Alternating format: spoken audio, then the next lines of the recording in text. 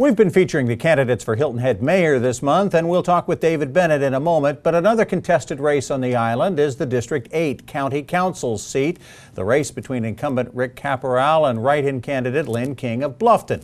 Part of that district, of course, is also in Bluffton. Mr. Caporale, thanks for making the time to visit with us. The questions similar to the ones we're posing to the mayoral candidates, beginning with why you're running for re-election.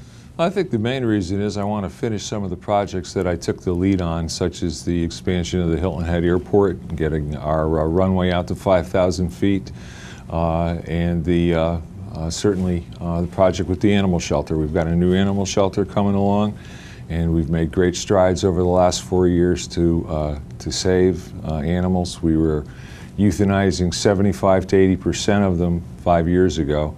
And that number now is down to under 25%. So again, there's projects that I just want to see through, and that's why I want the one more term. Okay. Been a lot of talk about economic development on the island and by the county. Now, by my count, more than $500,000 roughly is being spent by the towns in the county and the county itself to lure new businesses here.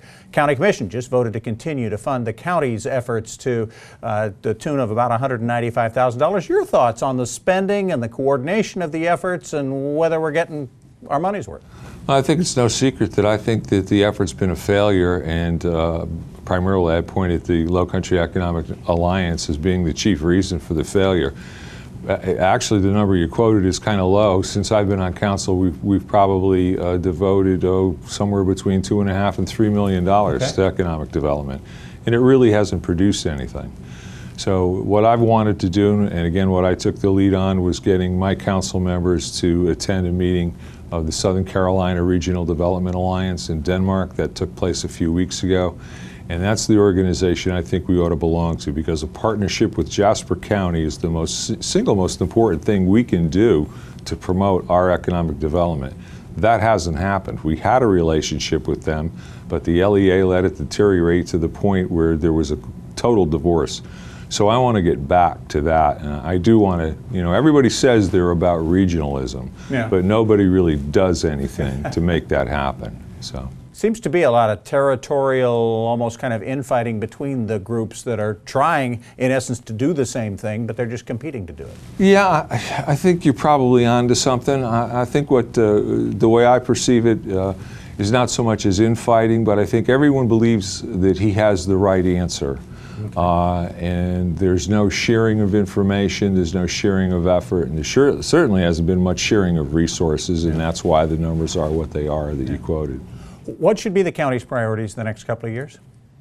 Well, county's priority should be to finish up the airport, get that animal shelter done. We've also got some traffic problems on 278 that really need to be solved. The Jenkins Island area is dangerous and needs to be fixed, and that includes a rear access road out of Windmill Harbor coming down and out under the bridge, so the people want to head west, they can make right turns only. And we need to close that crossover over on Jenkins Island, where if you know where the boat ramp is, you know what I'm talking about. That's probably the biggest single problem in District 8 right now. Okay. Is there a weakness in County Council that you really feel needs to be addressed, in maybe just the way it operates? I think on some key issues there's been a lack of consensus, and I can't actually explain that to you. People are going to take positions based on what they think. Sure. I think currently we may have a little bit, we may have too many people that are letting friendship trump common sense, and that's difficult, and I'm not sure how to overcome that. But I think what we have to keep doing is putting data on the table and demanding accountability and saying, look, these are the facts. Now make a decision based on those facts, not on whom you like or dislike. Thanks so much for joining us, County Councilman Rick Caporale. We will speak with Lynn King on next week's show.